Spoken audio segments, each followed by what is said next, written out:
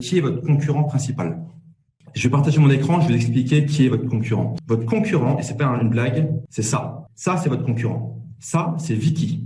Et Vicky, elle a 22 ans, elle est russe, elle monte son cul sur Instagram. Ce que je vais vous dire, c'est que les gens, ils ont toujours le choix. Soit ils vont écouter votre message de vente, votre copywriting, soit ils vont ouvrir votre email promotionnel, ou alors ils vont regarder le cul de Vicky sur Instagram. Ce que les gens ne comprennent pas, c'est que votre vrai concurrent, c'est pas un mec qui est comme vous, mais un peu différent.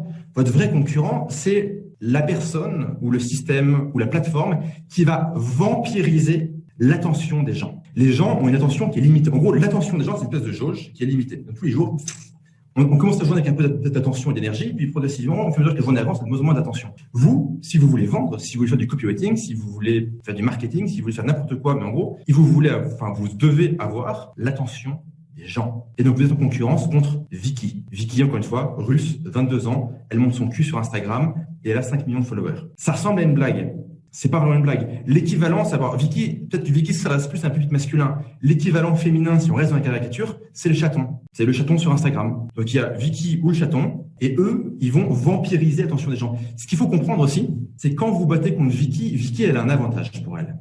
C'est pas juste son corps ou sa robe rouge. L'avantage qu'a Vicky, c'est qu'elle est sur Instagram ou sur Facebook et qu'Instagram et Facebook ont conçu les meilleurs algorithmes du monde pour vampiriser l'attention. En fait, le feed Facebook, si vous voulez savoir comment c'est fait, ils ont repris le modèle, le modèle mathématique et probabiliste qu'il y a sur les machines à sous à Las Vegas. En gros, la machine à sous à Las Vegas, c'est on met la ménagère américaine derrière la machine, donc elle est là à moitié diabétique en mode à mettre ses pièces, quoi. Et on a ce qu'on appelle une gratification aléatoire. C'est qu'elle met un sou, elle gagne rien, elle met un sou, elle gagne rien, elle met un sou, elle regagne un sou, elle met un sou, ah là, elle gagne 3 sous, elle met un sou, elle gagne rien, elle met un sou, là, elle gagne 20 sous, elle met un sou, elle gagne rien, elle gagne rien, elle gagne rien, elle gagne un sou, elle gagne rien, elle gagne rien, elle gagne rien. Donc, il y a une récompense aléatoire. Ce qu'a fait Facebook, et ce qu'ils vont bientôt mettre sur Instagram, c'est qu'ils font la même chose. C'est quand vous allez sur Facebook, je sais pas vous, mais moi, j'y vais, j'ai l'impression que je vois que de la merde. Je scrolle, je fais pas intéressant, ok, un peu intéressant. Je scrolle, ah oui, très intéressant. Pas intéressant, ah, un petit peu intéressant, bof, pas intéressant, très intéressant, pas intéressant. Donc, je continue à scroller comme un débile. Quand je scrolle comme un débile, qu'est-ce qui se passe? Je vois des publicités et eux, ils gagnent de l'argent.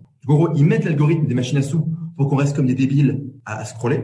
Genre à descendre avec la souris ou avec le doigt sur l'écran, plus on reste longtemps, plus on va avoir de la publicité et plus forte est la probabilité qu'on finisse par cliquer sur une publicité, donc que eux gagnent de l'argent. La guerre, aujourd'hui, il y a une guerre planétaire pour obtenir l'attention des gens. Il y a même un métier qui a été inventé, ça s'appelle la captologie. C'est un métier qui consiste à trouver un moyen de vampiriser le temps d'attention des gens. Et Facebook, Google, YouTube et compagnie sont les rois du monde là-dedans. Donc il y a une guerre de l'attention. Dès que vous écrivez un message, mais ça on en parlera mais 100 fois, mais dès que vous écrivez un email, une publicité, une page de vente, je m'en fous, n'importe quoi, pensez à Vicky. Les gens ont toujours le choix entre vous et Vicky. Et Vicky, elle est quand même vachement bonne.